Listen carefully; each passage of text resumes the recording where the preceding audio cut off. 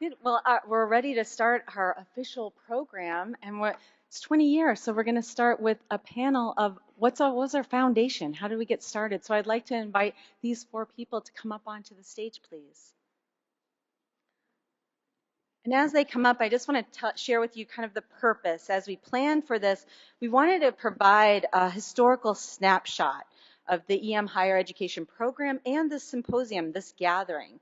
So the theme of our symposium is honoring our past and our future. This panel is going to discuss their unique observations as the academic programs and disciplines have emerged and evolved over the last 20 years.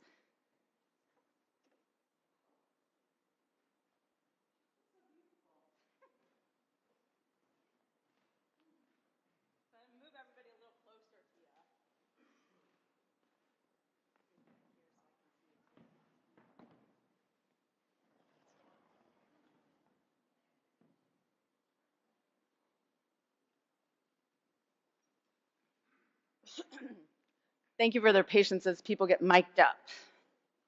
And they had to take time for hugs, which is a beautiful thing.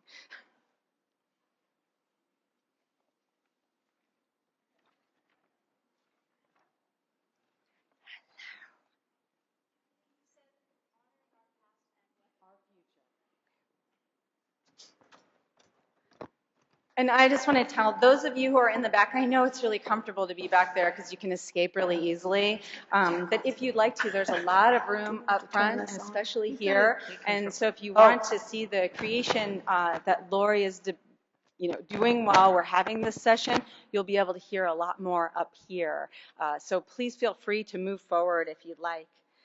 So in your program, you'll see the introductions I'm going to provide for each of the panelists. And I'm going to start with the end with Dave McIntyre. He's the Dean of College of Aviation and Public Services in Utah Valley University.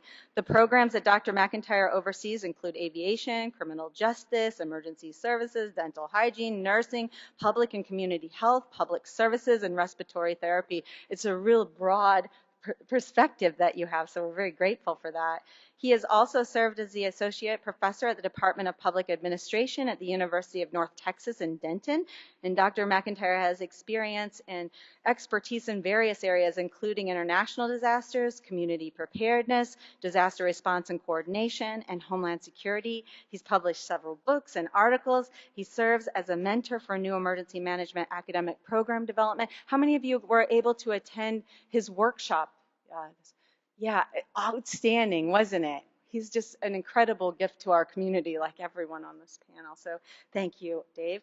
Sitting next to him, I guess we didn't do boy, girl, huh? Is Gary Webb. And Gary Webb is a professor and chair of the Emergency Management and Disaster Science at the University of North Texas. He also serves as a faculty member at the Center for the Study of Disasters and Extreme Events at Oklahoma State University and has held research positions at the University of Delaware's Research Center. Dr. Webb has conducted extensive research on organizational preparedness and response for numerous disasters in the United States and abroad. His research has been published in a variety of professional journals. Most recently, he co-authored an introduction to the Emergency Management Second Edition and served as a contributing author for a proposed research agenda, which was a higher education program effort. And he also was incredibly instrumental in helping us host our Region 6 regional collaborative engagement. So Gary Webb. Next to him is Ms. Kay Goss, and she is the FEMA Higher Education Program founder. This woman started it. It's amazing. Woo is right.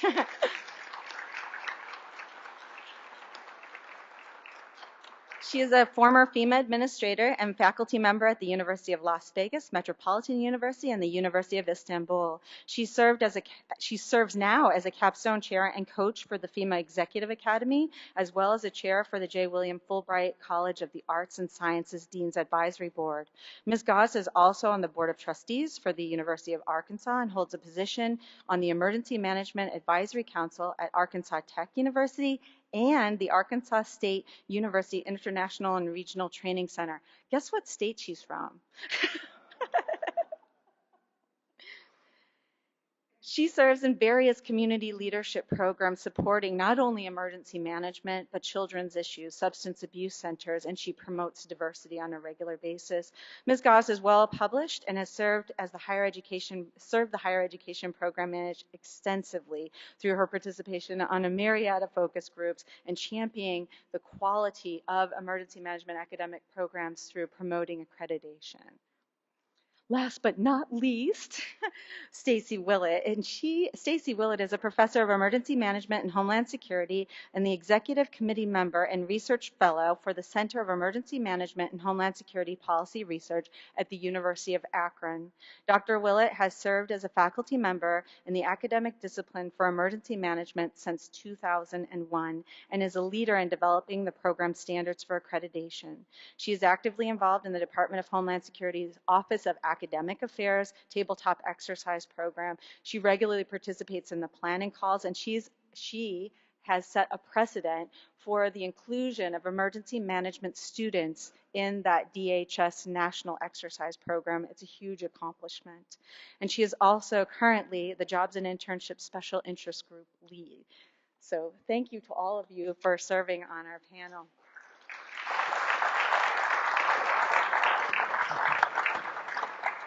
So I kind of have a flow to this, but I want to give them a chance to just say anything or cover anything that I didn't capture in the introductions. And then I have a list of 5 questions. And as we were preparing, I was like, we could spend the whole 40 minutes on any one of these questions. But we'll just kind of go down the row unless you guys pop up and say, I want to talk about this, because I really don't want to be in the driver's seat, even though I want to moderate this so we can extract as much as we can from them. They have so much to offer us. So I want to give you a moment. Is there anything any of you would like to share, or would you like me to jump into those questions? I would like to share one thing. Thank you. Take the liberty as the founder. You know, it was so fun starting this program, but I want to pay tribute today to those of you who are here, because you are the lifeblood of the program. So although it was easy to start, it's not easy to sustain, and you've made that possible, and it's very exciting. So if I had a hat, I would tip it to you today. And I also want to thank Wendy and Wayne Blanchard and Barbara Johnson, incredible Barbara Johnson. All of them are incredible leaders and supporters. And there have been many other people with FEMA hierarchy that have been supported through the years. But day to day, Wendy and Wayne and Barbara and all of you in your programs. Very proud of everybody. Thank you. I think your comment, Kate, really demonstrates the feeling of how we started. It's gracious. Ms. Goss is incredibly gracious. She doesn't just come forth and say what needs to be done, but gives space and recognizes the talents and gifts. And I think that's why there are so many people still in this room. So thank you. I'm going to jump right into our first question, and that question is, the Emergency Management Symposium is held every year to support the growth of emergency management academic discipline as we share information and we network with each other. What changes have you noted from the very first symposium that you attended to where we are now? I'll start if you want. Can you hear me now? Yeah. Okay, great. So good morning, everyone. It's great to see you here. First of all, I just wanted to state that I'm really disappointed there's no car giveaway this year. I already took out an insurance policy, so I'll have to call Allstate and cancel that, I guess. But anyway, it's great to be here. I would just echo what Kay said about my love of this program, the higher education program, and there have been some significant changes, all of them positive, I think. We did lose a great leader in Wayne Blanchard. He did so much to launch this program, and it was sad to see him go, but we have a great leader with Wendy Walsh, and we appreciate all that she's doing to carry on the program. When I first attended, I think I've been to every higher education symposium. When I first attended, there was probably 40 or 50 people in the rooms, and now there's hundreds. And so that's really neat to see. I think predominantly the focus group was more domestic, more United States based. There's more international partners here now, and that's a great thing. We have more students here now, which I think is wonderful for the future generation. And what else? Anyway, those are a few of the changes that I noted that I think are really significant and positive. That's great. I just want to make a couple comments. One, we have not lost Wayne Blanchard. Wayne Blanchard will be here. I know, that and will he be is great. doing a session, and he has put together a disaster timeline that is extraordinary. And I highly recommend that if you can't make it to a session, at least to explore the work that he's done and continues to do. And he will always be a part of. And I'm glad that he's still here, and I'm glad that he provided this vacancy so I could be here because I really enjoy this group. And you mentioned the international participants. We had 31 international participants who signed up, and I neglected to ask them to raise their hands in the beginning. So if you are coming from another country besides the United States, if you wouldn't mind raising your hand so we can ensure as...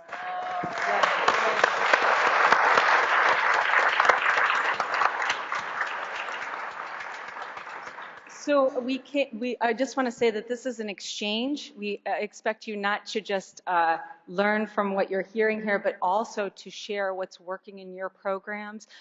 Sometimes we can be like a one-sided exchange, and I really want to ensure that you are sharing with us and that we are capturing what your accomplishments are and integrating them, weaving them, building on them.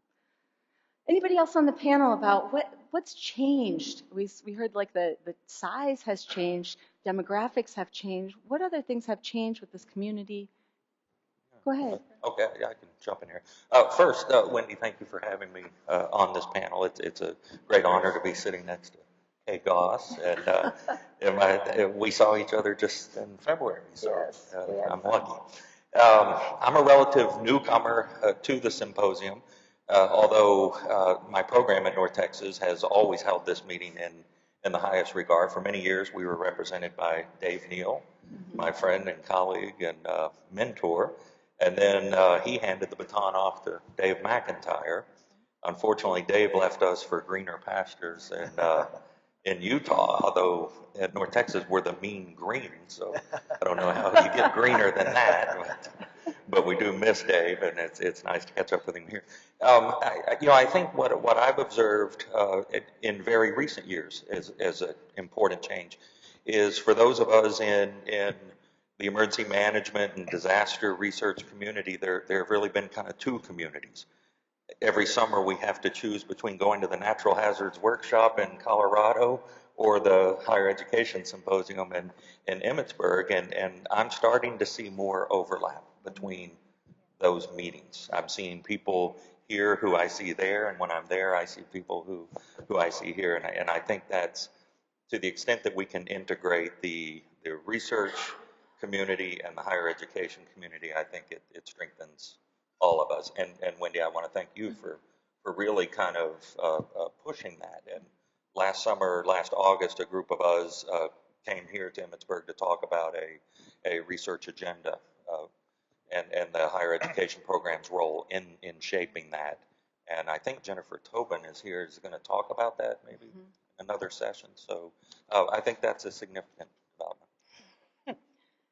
Thank you. There are copies of that agenda on our website. I didn't print out copies for all of you, but the work that you guys did for that was extraordinary. And the director of the Natural Hazard Center, Lori Peak, has been incredibly gracious to interconnect and make research, really strive to make research more accessible to teaching faculty as well as to practitioners. And so I think that is real significant. Thanks for mentioning that. Stacy, you had something. Yeah, obviously. Hi, thank you for coming, everybody. It's so great to see the community to continue to grow, for new faces to continue to be here every year. And of course, the ones that have been around for 20 years, it's always good to see my family. They become like family when we become here. And I always say Kay's my fairy godmother because she's allowed me to have a career that's just amazing. You've done well. And it wouldn't be for her vision that I wouldn't have the job and the students that I love and that we love. So.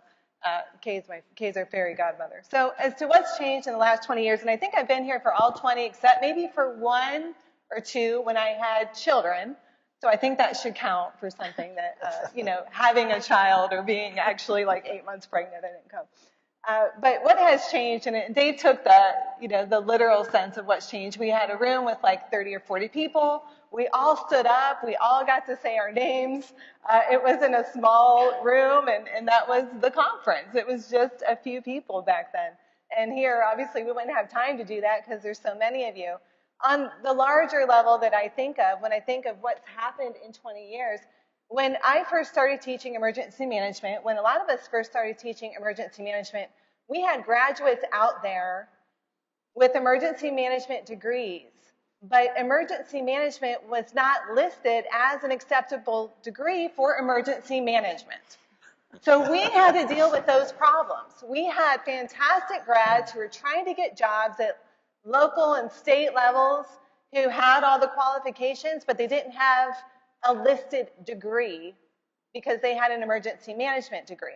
It was like political science, criminal justice, fire protection. Emergency management wasn't listed, so they weren't actually breaking through at the beginning because they had the degree that they actually needed for the job, but the job hadn't caught up to the academic discipline, and that was very frustrating. So to this day, every time that I see emergency management listed as a degree, I still jump up and down in my office, and people probably think that I'm crazy because it's now commonplace. But I remember that fight, and that was a hard fight to get our students into emergency management, a very hard fight. So thank goodness we as a community have come past that.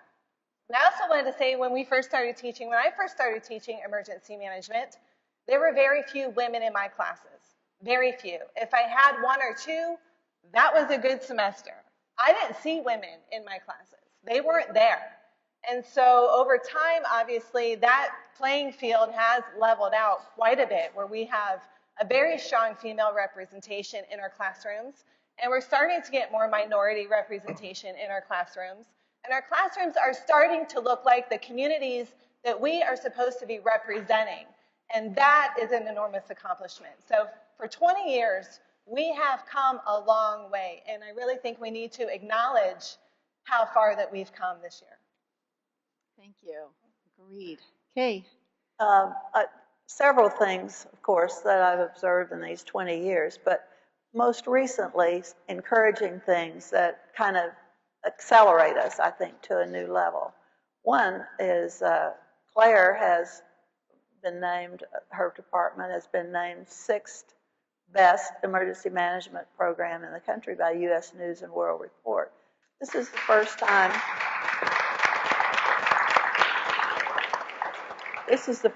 U.S. News and World Report has reported on emergency management academic programs, so that's a start.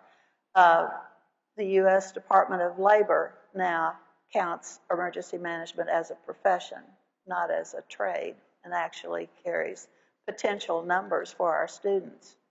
So that's exciting.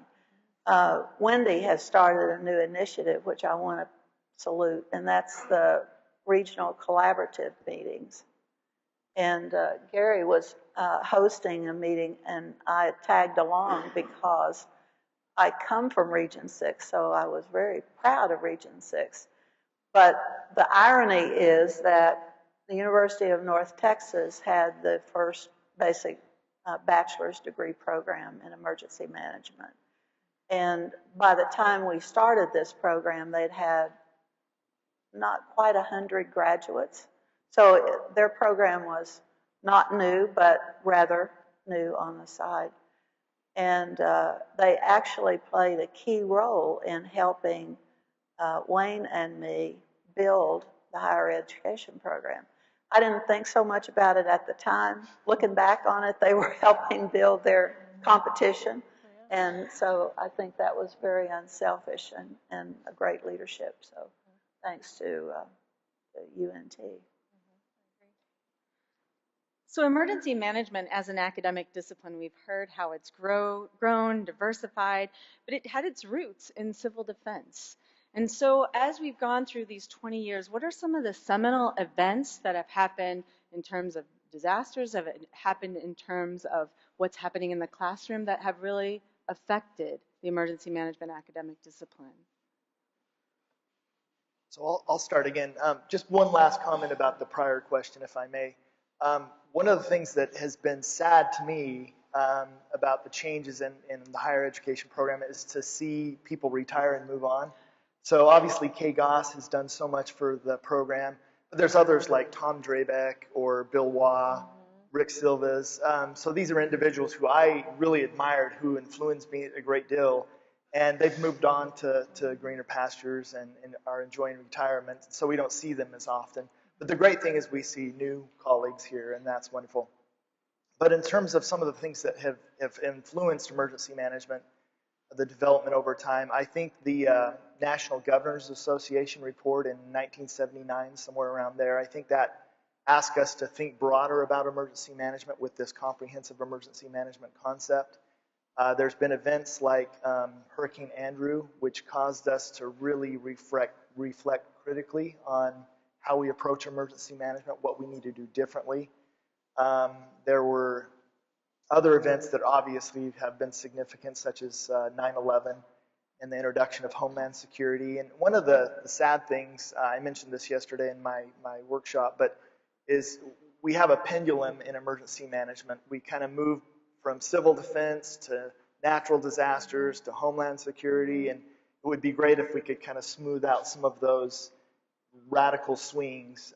We need to address all types of issues and make improvements for all events and all phases and incorporate all actors. And so I think that's an important thing. And then, of course, Katrina brought us back to reality after 9/11, that we still have natural disasters, believe it or not. And so I think there's been events like that that have really shaped the trajectory of emergency management and Homeland Security. And it's, I guess, in some ways it's disappointing that we have those swings, but I guess the good news is we try to come back to center eventually and get on the right track. So those are my comments. Are there specific things that we're learning from those that you've seen change how we teach, what the curricula is? Are there things that really, I mean, when we were talking about this art, I was thinking about the 9/11 Commission report and the failure of imagination and reflecting, is our curriculum now helping the next generation of emergency managers and Homeland Security professionals be more imaginative, developing the critical thinking that is more expansive, evolving systems thinking? What sort of things are happening, or how we see where maybe we're not meeting all of the community needs in events such as Katrina or Sandy? Are these events then, these cases, are they being integrated in? What are we seeing in the classroom as a result of these? Or when an event happens and you're in a classroom? I always say, if you can teach the same lecture in emergency management semester to semester, you're doing something wrong. This is not a field where you can recycle your material every year. It's not. So if you're signing up to be a professor, let me tell you, recycling your material will be very difficult for you because of what we do. So every disaster that we have, right, gives us new information, new lessons, new ways to apply current situations into the classroom. You know, when we have a shooting or we have an event, I'm sure many of us take our classrooms and, you know, it's like, you know what, today I was supposed to talk about mitigation, but we've had something serious happen, so you know what, we're gonna talk about this, and we're gonna talk about how to better do things or protect ourselves, or, you know, how to handle some of these situations. So we always are going and learning and developing and evolving as a field and as a practice. And if you don't feel uncomfortable or don't feel like, or you feel like you know everything, you know, you're doing something wrong. I think we all at some point feel like we don't know enough, like we're not reading enough, like there's just so much information and so much to learn and so much to teach and give our students, that I think all of us that sometimes feel like we're just not doing enough because we don't know everything. But that's just kind of the field that we live in, and that's the exciting part. You're not teaching the same thing, and you're constantly pushing yourself. That's also the tiring part, because you never feel like you're giving them enough. So with every disaster, we continue to learn, dig, evolve, and hopefully come up with more and better solid solutions to lead emergency management. That is our job. I agree, Stacy. It is so exciting to be in this profession, to be teaching it. But I finally came to sort of a rule that I set for myself, And that is that I'm not going to use a textbook that's older than 2 years old, because probably it was 2 years in the writing, and so, you know. And I got actually in a little bit of trouble with the curriculum director at UNLV, because she wanted me to put down at the beginning of the semester all of the questions and all of the points that I wanted to make, and all of the materials that I would send out to the students. And I said, well, I like to have it on a kind of current event basis, the material that I would send out for immediate discussion.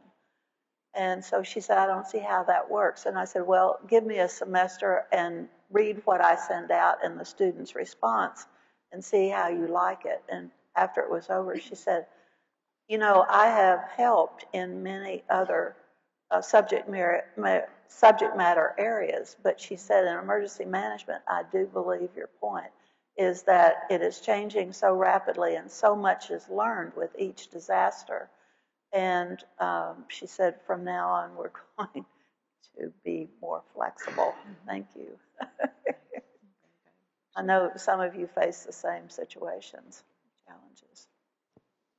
I just want to add one insight here. There's no doubt that as events happen, it changes what we talk about in the classroom. But there's also another driving force behind what we teach in the classroom, and that's the findings that we generate from research. And I think a critical development for our field in the 1960s was the establishment of the Disaster Research Center at the University of Delaware. At that time, it was at Ohio State. It's now at Delaware. Don't remind me. We lost it. Your neighbors. And then, you know, in the 1970s, the Natural Hazard Center was founded at the University of Colorado. In the 1980s, Texas A&M established the Hazard Reduction Recovery Center, and there are many more centers that have been established today. But, you know, those the work coming out of those places is really providing the knowledge base, the foundation of what we can talk about in our class. And I think it's evolving into a disaster science, which is a term I'm hearing circulated more and more, and in fact a term that we incorporated into our new department name at North Texas, because I do think that it's critical that that practice be based on sound knowledge, on evidence. I'd like to say one other thing about that, Gary, and that is not only was UNT a founder of the higher ed program, but also Boulder and Delaware, because Rick Silvas and Dennis Milletti was our chairman of our board of visitors for EMI when it had a board of visitors. So those are founding fathers too. Thank you. Dave, you started to talk about the impact of the emergency management discipline. And I know when I first arrived, I came from the Naval Postgraduate School from a Homeland Defense and Security program. And there were faculty who immediately came up and said, are you for emergency management or Homeland Security? That it was an either or. And so I want to ask your opinions of the evolution of this now emerging Homeland Security academic discipline and the emergency management academic discipline, and where are the challenges and where are the opportunities to collaborate, and where do you see us as a community going for, so that we each have an identity that's clear to an external audience, but still. And then Stacy, as I read her bio and know that she's from a program that has both emergency management and Homeland Security. So is there a risk, or is there an opportunity to create more of a sense of belonging, connection between faculty that are in blended programs, or are they a third area? Go ahead. I'll jump in here. Yeah, I think it's a mixed bag. Yeah, I think there are definitely opportunities for cross-disciplinary collaboration. At UNT, for example, we're working with our Department of Criminal Justice to offer some kind of specialization in Homeland Security, because we don't really do Homeland Security in our department and they don't really do it in theirs, but together we have the expertise. I think also Homeland Security gives university administrators something to grab hold of, and if they associate us with that, they seem to think that's important, and it does give us, I think it both clarifies and obfuscates our identity, unfortunately. But there certainly it presents challenges too. I think one critical challenge that we face is students, I think, sometimes come into our classroom um, with different expectations of what we're going to be talking about. I think they think they're going to be getting security related classes, and we're talking about social vulnerability and social inequality and the importance of race, class, and gender. And they wonder, why are we talking about that? So it's a mixed bag. Dave? I think one of the challenges that we had initially in emergency management was the lack of resources. When I first started teaching, there was literally just a few books and a few journals and a few journal articles, and so it was really difficult to gather information for you to use and share with your students in class. So that was certainly a limitation. I think we've done a great job filling the gaps there. Obviously, there's more to learn and more research that needs to be conducted. So I just want to commend the organizations that Gary talked about and each of you for adding to that knowledge base. I think that's been significant. I think initially with the creation of the Department of Homeland Security and the impact that it had on FEMA, and then some of the challenges with the National Response Plan, with the warning system that was created, there was kind of a rift, if you will, between emergency management and Homeland Security. It seemed like without trying to be critical, it seemed like some of the people that established Homeland Security didn't really consider the literature, the knowledge base, the research from disaster scholars. And that was really disappointing, and you could see the problems unfold, and that was depressing, and it really set us up for the failures with Katrina. And so there has been this rift. In some ways, I think that's to be expected. In other ways, I think as emergency management scholars, we sometimes saw that and then held a grudge, and so we haven't engaged perhaps with our Homeland Security partners. But for me, there is a need to integrate both disciplines or professions.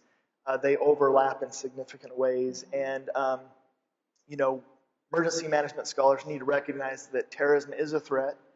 Homeland Security scholars need to recognize that natural disasters are more prevalent. We can learn from each other, and that's important because when a disaster occurs, we're all going to be there, whether it's a natural disaster or a terrorist attack. Those parties from both camps are going to be there, and if we don't play well in the sandbox before an event, we're not going to play well when there is an event, and so we have to overcome those chasms. It's really interesting to listen how the practice impacts the academic discipline.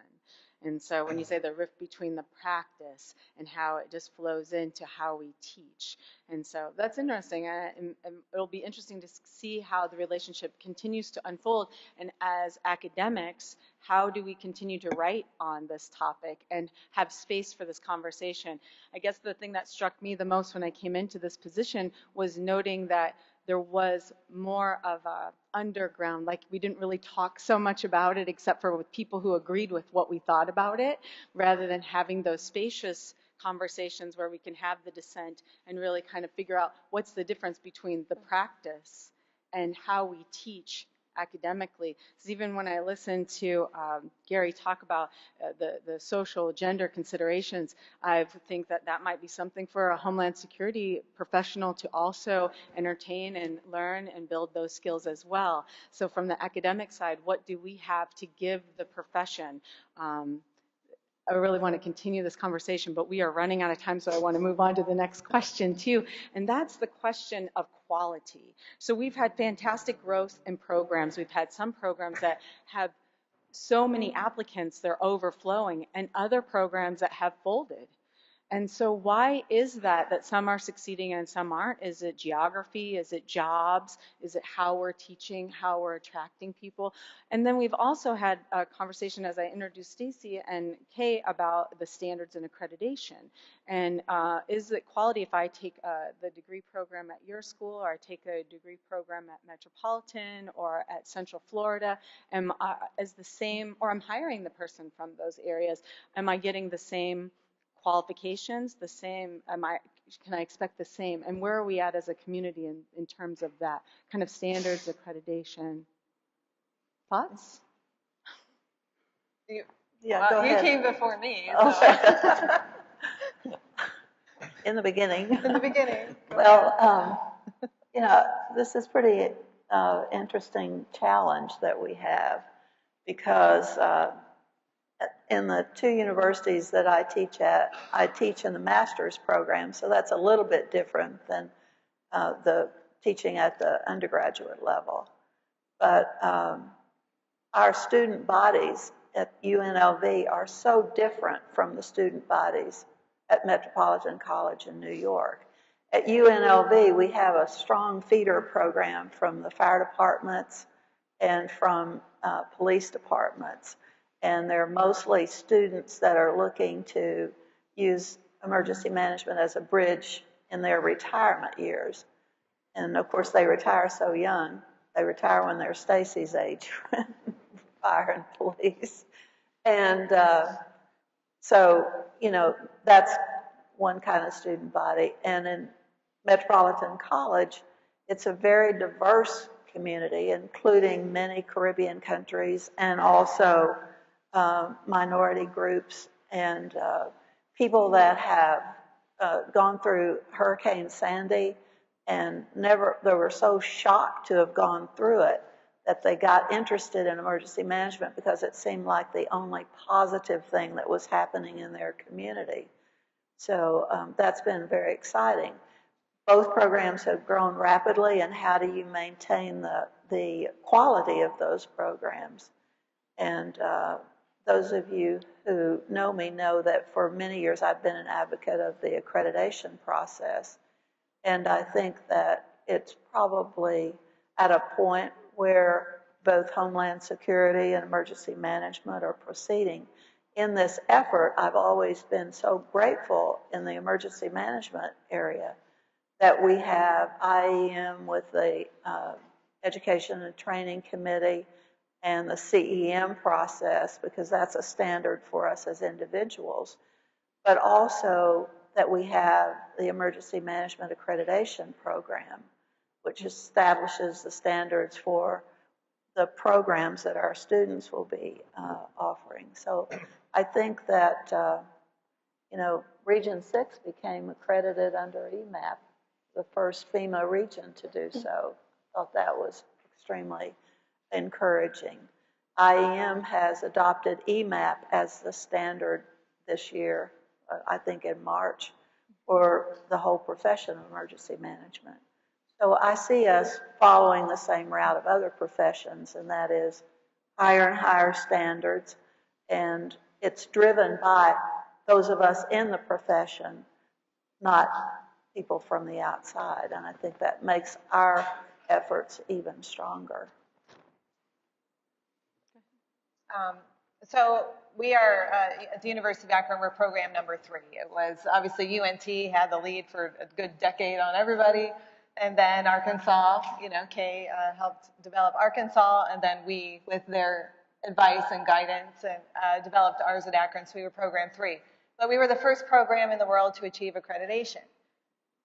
That doesn't mean that our accreditation status was everything that I wanted it to be, but we achieved accreditation. Now we've worked, and I've been working with Kay and Daryl and Kim and everybody on making more emergency management focused standards, because we didn't have them for this community. You had started with an FPA 1600 and you had launched on that, and then the academic community got some feedback, and we developed the standards that we have now over 3 years. They locked us in a room for 3 years, people. 3 years. Dave was there, and we hashed out with the community's inputs, as we would survey, and then we would meet and survey the community and then meet back. And for 3 years, it took us to do the accreditation standards. And there's something that I'm very proud to have my name on, and I hope that the community feels ownership in those standards, because we took it seriously. We went over those surveys, Jessica Jensen crunched them, and we put the community feedback in every step of the process and the votes in every step of the process to make them our community standards. And so I'm very proud of what we've done. So as far as quality of programming, I think that those standards are going to be key in moving the community forward with some quality control. And then I'm really happy that Wendy has brought SOTL into the mix. The scholarship of teaching and learning is going to be very important for this community as well, because it's not just what you know, it's how you disseminate that to your students. You can be a subject matter expert, you can know everything there is to know, you can be so smart, but maybe, there is a science in actually teaching, which a lot of people sometimes don't seem to understand. There is pedagogy, there is science, there is best practices in what we do, how we create curriculum, how we disseminate information, how we engage students. I have a doctorate degree in education. There is a system to this. And so I think it's going to be very important as we move forward to a community. It's not just going to be having the information that we need for our students to be successful, but it's also bridging that gap and making sure that we have the educational tools to best disseminate that information into more meaningful ways. Great, thank you. We had one last question, and we have 1 minute, and so I'm going to go ahead and throw the question out there, and if people want to respond to it. And then I also want to let you know we're going to have a community dialogue before we break for lunch. And so we'll have an opportunity to continue discussing topics that came up today, and so that you'll have a chance to ask questions and to share your thoughts as well. And so if you have a question, please write it down and keep it so you don't lose it. But the last question that I wanted to talk about was about the relationship between the practitioner community. So we've evolved over the last 20 years, and we're creating the next generation of emergency managers. And there are people who are practicing emergency managers who are great proponents of education, and then there are those who are not great proponents of education. And so what have you seen over the last 20 years, and what sort of things can we do to continue to build a strong, positive relationship with the practitioner community, so it's not so much a threat or have to, or they're less than because they don't have a degree? What are some things that we can do? A couple people want to answer. I'll just make a very quick comment because I know we're short on time. There was a special interest group on the synergy between practitioners and scholars. They produced a document called Do One Thing. I would encourage you to get online and look at that. It's on the higher education website. I think it's also in the ON website as well. Right. That has some great ideas about how you can engage with a practitioner, or a practitioner can engage with a scholar or researcher and instructor. So I would encourage you to look at that. Excellent. And IAM is the International Association of Emergency Managers. Kathy Clark, she can raise her hand right now. She is the Training and Education Subcommittee, and Nick's going to come on Thursday, but that's part, so I appreciate you mentioning that. Anyone else? We got 30 seconds. I can't say anything in 30 seconds, including that. All right. Well, I'm going to let us keep on schedule, and we're going to take a 15-minute break. I'd ask that you come back in. I'll make a lot of ruckus here when we're up for 15 minutes. You can see that Lori has captured our conversation here. She is going to continue to work on it. We are working to figure out where we can post these. So if you want to contribute, you see how she was listening to that panel and she didn't get this. Hey, add it. This is part of a collective capture. So thank you very much, and have a good 15-minute break. Network with each other, and we'll come right back. Thank you.